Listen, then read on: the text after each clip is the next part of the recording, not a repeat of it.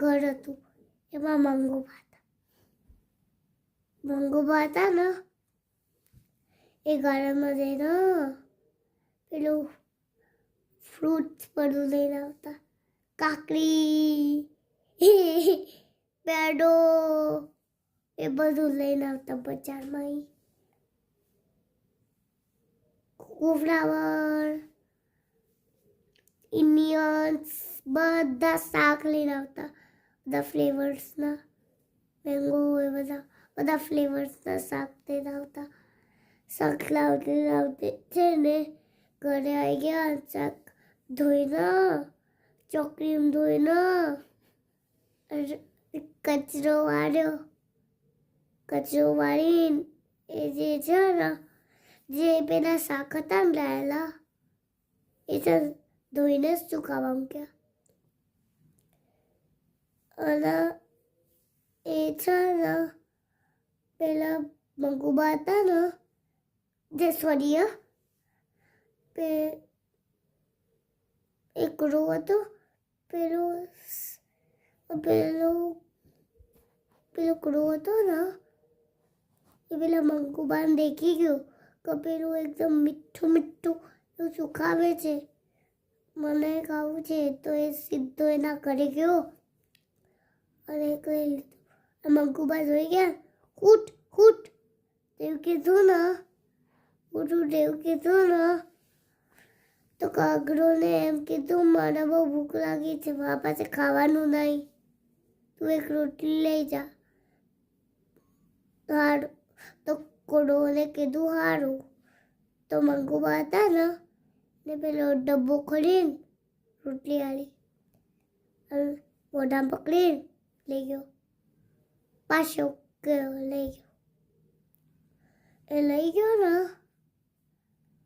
ગયો તે છે ને અને એક મોટું ફાડ જેવું એક ટ્રી હતું ને એ છે ને એના ઉપર ગયો. ત્યાં ઉપર બેસી ગયો અને મ્યુઝિક લા લા લા એવું મ્યુઝિક આવવાનું. પગ ચાટમાં ફીટ પકડીને પડ્યો. એક શિયાળ પર ઉપર દેખ્યો, એમ કહેતો લગ્યો, વાવ, એક